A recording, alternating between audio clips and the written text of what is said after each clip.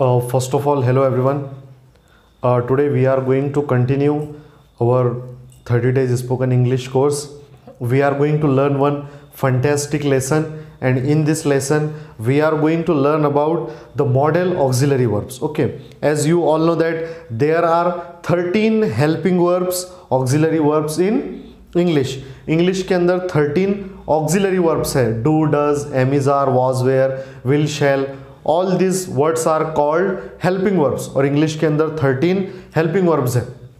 But in English there are 24 modal auxiliary verbs. English के अंदर 24 modal auxiliary verbs होते हैं, लेकिन मेनली जो यूज होते हैं और जिनके यूज के जरिए हम अपनी लैंग्वेज को फ्लुएंट कर सकते हैं, हम इंग्लिश अच्छे से बोल सकते हैं, उन्हीं कुछ मॉडल ऑक्सिलरी वर्ब्स को आज मैं डिटेल में आपको बताने जा रहा हूं.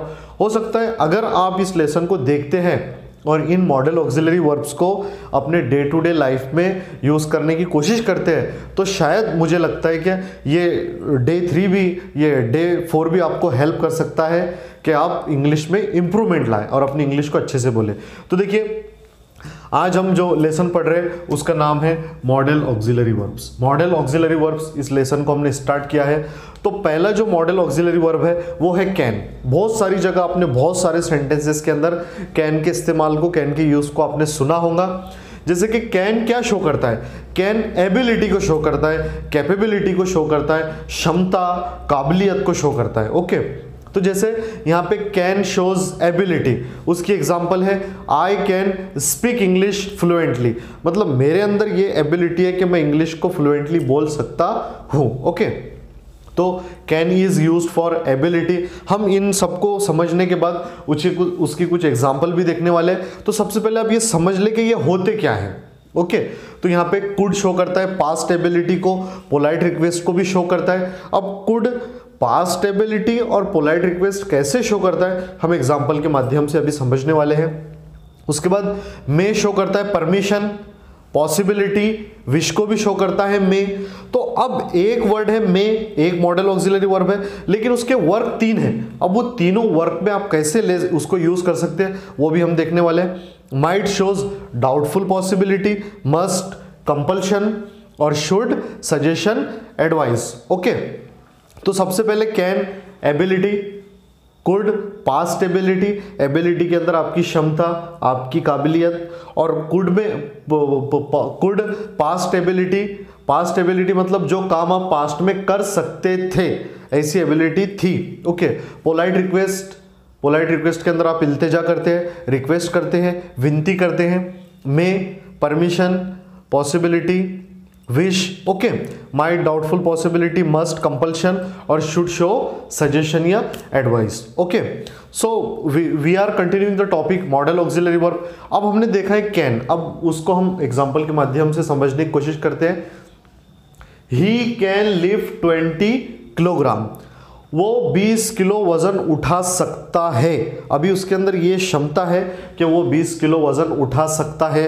ही कैन प्ले क्रिकेट, वो क्रिकेट खेल सकता है. He can speak English fluently, वो इंग्लिश फ्लुएंटली बोल सकता है.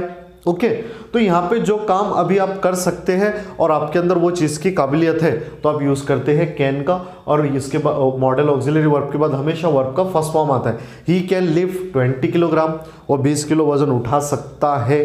He could lift 50 kilogram. अब यहां पे बात चल रही है पास्ट एबिलिटी की, कि ये एबिलिटी, ये काबिलियत पास्ट में उसके अंदर थी कि वो 50 किलो वजन उठा सकता था. He could lift 50 kg.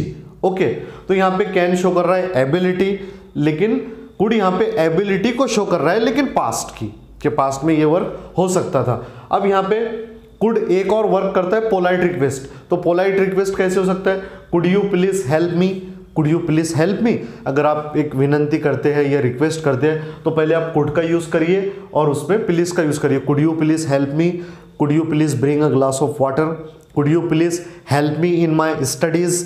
तो ये कुड यहाँ पे पोलाइट रिक्वेस्ट के लिए भी यूज हो रहा है. ओके, अब हम देख रहे हैं मे. मैंने बताया आपको परमिशन के लिए सबसे पहले यूज होता है. तो मे आई गो देयर, क्या मैं वहां जा सकता हूं, क्या मैं आपके साथ बैठ सकता हूं, may I sit with you, may I come in sir. तो यहां पे आप ले रहे हैं मे का यूज परमिशन के लिए. Okay, he may attend the class.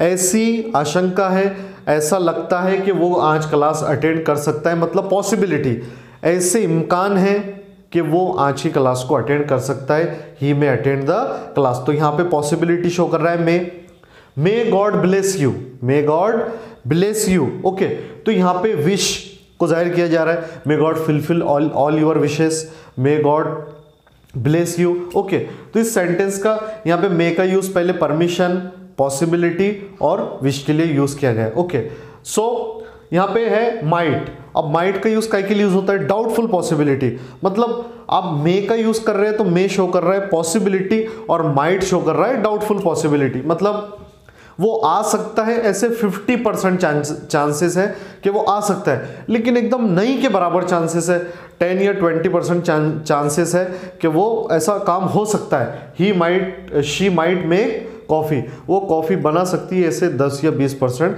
Chances है। ओके, तो बहुत कम ना के सेंस में हम माइट का यूज करते हैं। Okay, we must work hard. अब यहाँ पे मस्ट आया है, मतलब ये काम ज़रूरी तौर पर हमको करना चाहिए, कंपल्शन है, ऑब्लिगेशन है और कंपल्सरी इसेंशियल वर्क है कि वी मस्ट वर्क हार्ड, हमें जीवन के अंदर ज़िंदगी में हार्ड वर्क करना चाहिए। तो यहाँ पे ज़रूरी है, 100% आपको करना ही चाहिए, चाहे कुछ भी हो। Okay, now the last is you should take medicine. Okay, अब शुड शो करता है सजेशन, यहाँ पे शो करता है एडवाइस, जैसे अब अगर आप डॉक्टर के पास गए तो डॉक्टर आपको एडवाइस देता है you should take rest, you should take pills daily. Okay, तो यहाँ पे हमने यही कोशिश की है कि मॉडल ऑक्सिलरी वर्ब को हम समझें और उसका क्या प्रॉपर यूज होता है वो हमने समझा है। तो आप आपसे जो सेंटेंस बन सकते हैं, कैन का यूज़ करिए, कुड का यूज़ करिए, मे का अपने रेगुलरली बोलचाल में यूज़ करिए। जैसे हो सकता है कि आपको अभी तक पता नहीं होगा कि मे के 3 यूज़ होते हैं, परमिशन तो हम सबको पता है, लेकिन पॉसिबिलिटी, विश भी शो करता है। तो आज से आप यही कोशिश करें कि हमको ये सारे मॉडल ऑक्सिलरी वर्ब को अपने सेंटेंसेस में यूज़ करना है और it can help you to improve your English. Okay, so thank you so much for watching this video, thank you so much.